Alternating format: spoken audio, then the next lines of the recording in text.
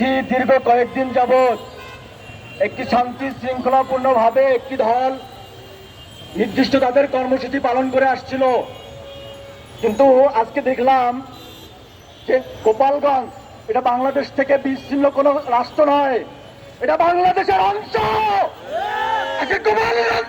ভিন্নভাবে নিষিদ্ধ জায়গাটা আক্রমণ করবে, এর জবাব প্রশাসনকে দিতে হবে। আমরা বলতে চাই 10 মাস পার হয়ে গেল, এখনো কেন নিষিদ্ধ জায়গাটার এই নিষিদ্ধ গোষ্ঠীগুলো এখনো কেন হাত দিয়ে বেড়াচ্ছে, এদেরকে এখনো কেন বাইরে বেঁচে বেড়াচ্ছে? আমরা এই জবাব প্রশাসনকে দিতে চাই, প্রশাসনের কাছে চাই।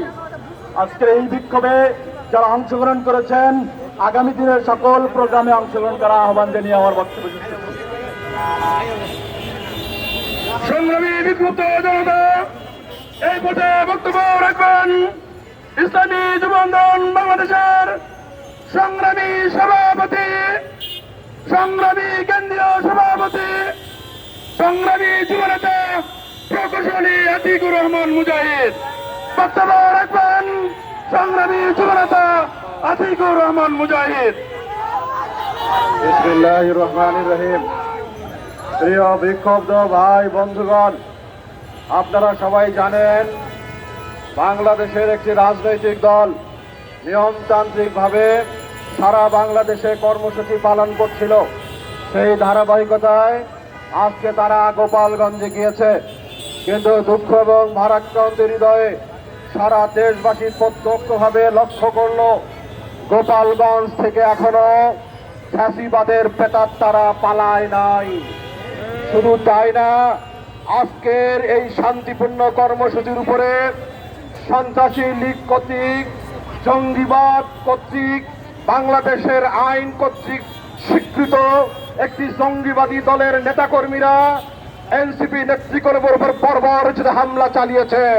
এটা প্রমাণ করে সারা বাংলাদেশে ঘাপটি মেরে থাকা ওই জঙ্গিবাসের প্রেতাত্মারা গোপালগঞ্জে লুকিয়েছে। প্রশাসনের কাছে জানতে চাই, আপনারা কি নাকে তেল দিয়ে ঘুমাচ্ছেন নাকি অপেক্ষায় আছেন পরবর্তীতে কোনো ফ্যাসিবাদ আসবে আপনাদের কাছে প্রমোশন দেবে, এই আশায় কি আপনারা বসে আছেন নাকি? শান্তিপূর্ণভাবে এই এনসিপি নেতৃবৃন্দ সার্জিস হাসনাতের উপরে আক্রমণ, জুলাইকে প্রশ্নবিদ্ধ করে, এই আক্রমণ বাংলাদেশের স্বাধীনতার উপরে প্রশ্নবিদ্ধ করে, এই আক্রমণ জুলাইয়ের অভ্যুত্থানকে প্রশ্নবিদ্ধ করে। আমরা যারা বাংলাদেশ থেকে ফ্যাসিবাদকে বিতাড়িত করেছি, ফ্যাসিবাদকে বাংলাদেশ থেকে পালাতে বাধ্য করেছি, আমরা স্পষ্ট ভাষায় বলতে চাই, গোপালগঞ্জের সন্ত্রাসীদের অবিলম্বে যদি গ্রেফতার করে কারাগারে নিক্ষেপ করে না হয়, ইসলামী যুব আন্দোলন বাংলাদেশ মার্চ ফর গোপালগঞ্জ ঘোষণা করতে বাধ্য হবে। শুধু তাই না, আমরা দক্ষিণ কণ্ঠ বলতে চাই, প্রশাসনের ভাইরা আপনাদেরকে আমরা চিন্তিত করতে চাই না, কিন্তু আমাদের নজর কিন্তু আপনাদের উপর রয়েছে। বাংলাদেশের স্বীকৃতপ্রাপ্ত জঙ্গিবাদী আওয়ামী লীগ আমাদের নিরীহ নেতা কর্মীর উপর হামলা চালায়, আর ওদিকে আপনারা আমাদের যুব সংগ্রামের, যুব সমাজের প্রাণের স্পন্দন ইসলামী আন্দোলন বাংলাদেশের কেন্দ্রীয় সদস্য মুফতি রেজাউল করিম আবরারকে জঙ্গিবাদের নাটক সাজিয়ে আপনারা মামলা দিয়েছেন।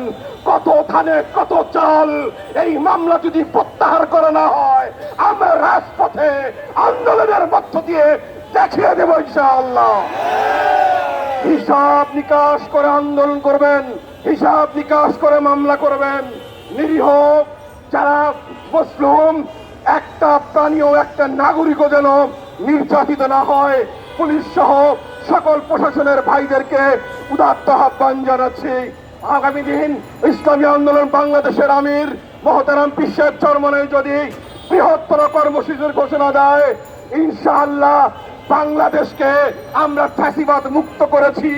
আরেকবার যদি আন্দোলন করার প্রয়োজন হয়, বাংলার মাটি থেকে জঙ্গিবাদের সকল প্রেতাত্মা আজকের আন্দোলনের মধ্য দিয়ে চূড়ান্ত রাজনীতির ব্রেক ঠুকে দিতে চাই। আগামী আন্দোলন সংগ্রামে সবাই ঐক্যবদ্ধ থাকবার আহ্বান জানিয়ে আমার বক্তব্য শেষ করছি।